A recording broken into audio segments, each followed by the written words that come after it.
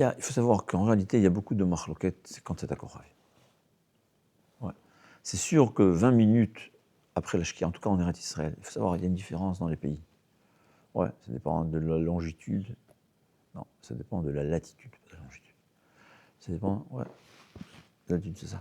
Ça dépend de la latitude. En tout cas, en Eretz Israël, 20 minutes, on peut dire que Shabbat est déjà sorti. Mais Karadine. J'aurais déconseillé à qui que ce soit de transgresser. D'attendre, il vaut mieux attendre qu'il fasse vraiment nuit. Parce qu'en hiver, on peut dire que 20 minutes après le coucher du soleil, il fait noir. Je ne sais pas s'il fait nuit noire, mais il fait un peu très foncé. Donc, bon, pour la menorah, c'est ce que je fais, j'allume 20 minutes après la Shkia. Pour Arvid, de toutes les façons, comme il y a le Kriyat Shema qui est Minatora, et au sujet du Kriyat Shema Minatora, il vaut mieux attendre, ce que je fais en général, j'attends 40 minutes. Donc, de toute façon, d'habitude, je fais Arvid plus tard, donc ça règle le problème, ça résout le problème qu'on a dit que, arrivé le moment de Arvid, on a dit que tu fais Arvid, si normalement, c'est arrivé le coucher du soleil, une fois arrivé Tzet HaKochavim, je dois commencer par Arvid. Mais si de toutes les façons, j'ai l'habitude de faire Arvid seulement 40 minutes après la Shkia, donc pour la menorah, je vais l'allumer 20 minutes, parce que c'est sûr que c'est l'idéal d'allumer le plus tôt possible. Si en fait, la menorah, c'est mieux de l'allumer le plus tôt possible. Kriyat Shema Kimina Torah, c'est le plus tard possible, c'est le plus tard, dans la limite du doute. Donc ça résout le problème de Tadir Veshe'eno Tadir. Donc tu peux faire la menorah dès qu'il y a 20 minutes, et si tu as l'habitude de faire Arvit après. Parce qu'il faut savoir, c'est vrai qu'en France, on a beaucoup l'habitude de faire Arvit, même après Plaga Mincha ou tout de suite après la Shkia. Et dit le Harizal que c'est même mieux, côté Kabbalah, mais concrètement, c'est seulement s'il y a Minyan. D'accord? Pour ne pas rater le Minyan. Mais s'il n'y a pas de Minyan, c'est sûr qu'il vaut mieux attendre la tombée de la nuit. Alors c'est vrai que pour Arvit, 20 minutes, c'est les khatris, c'est bon, mais personnellement, j'ai cette habitude de prendre d'attendre 40 minutes, que ce soit, c'est sûr que c'est Kriyat Shema, c'est une nuit, comme d'après tout le monde, c'est la nuit. Parce qu'il y a toujours des discussions, regardez sur Internet, vous allez voir dans les applications le nombre d'avis différents. Il y a 7 accords à vivre, il y a une vingtaine, je crois. Donc, toujours, ça résout un peu le problème. Il faut savoir que toute avis a sa source. Mais on ne doit pas faire sans réfléchir, c'est ça la différence.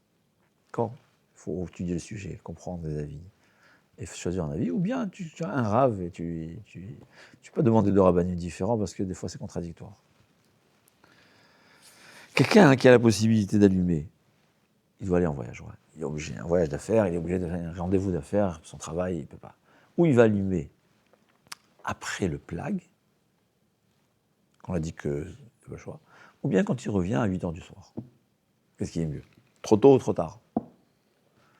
Ou plus tôt ou plus tard? Ouais, pas trop. C'est pas trop, c'est la cachère. Qu'est-ce qui vaut mieux? Ça dépend s'il y a sa famille ou quoi.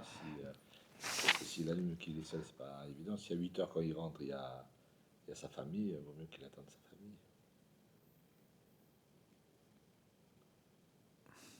Alors ça, c'est une induction. Il faut savoir que Meïkaradine, tu es au travail, ta femme elle doit allumer à cette échographie. Et personne ne le fait. Pourquoi? Je ne sais pas. Et j'appelle ça aussi, c'est le cœur d'un juif. Mais comme il avait dit, on avait demandé, je crois, à Rav Scheinberg, il a dit, c'est écrit que Shlom Bayit, ouais, la paix à la maison, c'est plus important que Ner Hanouka. Donc il vaut mieux attendre qu'on soit ensemble. Alors tu me diras, en plus, la Gemara a dit Ner Hanouka Ishu Beto, c'est intéressant. L'homme et sa famille. On voit, il y a une coutume pareille de t'attendre. C'est vrai que c'est problématique. Ce qui est sûr, que si ça embête ta femme, tes enfants, il faut attendre que tout le monde soit là. Si ça n'embête personne, c'est possible que Meïkaradine, on ne doit pas attendre, et arrivé de cette Kochavim, tu demandes à quelqu'un d'allumer. Bien. Que tout ça, je parle en Eretz Israël, on allume dehors, cette Kochavim, c'est Meïkaradine. Mais en France, on allume à l'intérieur de la maison, c'est pas véritablement important. C'est-à-dire, au fait, comme dans les possibles qu'on étudie, voilà, moi aussi, je fais des fois un mélange. Il y a une différence entre Eretz Israël et Chutz La'aretz. En Chutz La'aretz, c'est resté la takana que on allume à la maison Et donc le Pirsou Manès, il est pour la famille. D'accord. En Eretz Israël, on est revenu à la Tarkana première, que le Pirsou Manès, il est pour le Reshut HaRavim. Donc tous ces halachot-là, c'est un peu différent. Par contre, par exemple, en Eretz Israël, en Chutz Laaretz, je pense que Meikar Adin, il n'y a aucun problème, c'est mon avis, et qu'ils ne sont pas d'accord, mais puisque c'est pour la maison, au contraire. Attends que tout le monde vienne du travail, tout le monde est à la maison, on allume ensemble, il y a le Pirsou Manès. Alors que si tu allumes tout seul à la tombée de la nuit, quel Pirsou Manès il y a? Alors les personnes, quand ils vont venir, mais le Ikar Pirsou Manès, c'est aussi l'allumage des bougies. Donc je suis sûr qu'en Chutz Laaretz, je conseille d'attendre que tout le monde soit, et c'est sûr que c'est mieux d'allumer une fois que je reviens, sauf si je reviens à 1h du matin. Ce que Michel Bouraï dit, si tu reviens à 1h du matin que personne n'est réveillé, c'est un problème d'allumer, Birlal. Il faut qu'il y ait au moins une personne présente. D'accord? Mais si j'arrive à une heure qui est correcte, où il faut faire attention que les enfants soient réveillés, parce que c'est aussi pour les enfants, le Pirsou Manès, c'est sûr que l'idéal c'est d'allumer quand il y a le plus de membres de la famille présents au moment d'allumage. En Eretz Israël, c'est déjà plus problématique, parce qu'on allume dehors, et le Pirsou Manès, il est pour les gens de la rue. Là, il y a qui se pose la question que sur papier, on aurait dû allumer tout de suite sans attendre ni la femme ni les enfants. Concrètement, c'est sûr que si ça embête la femme ou les enfants, Shlom Bayit, c'est plus important que le reste. L'éducation, c'est aussi très important. Donc, on attend la famille. Quelqu'un qui est, par exemple, célibataire, ouais, alors, il vaut mieux préparer les bougies, demander au voisin qu'il allume au moment de Tzedakot Chavim. Ouais, c'est mieux. Pourquoi? Parce que c'est véritablement ça, le Ikar Adin. D'accord?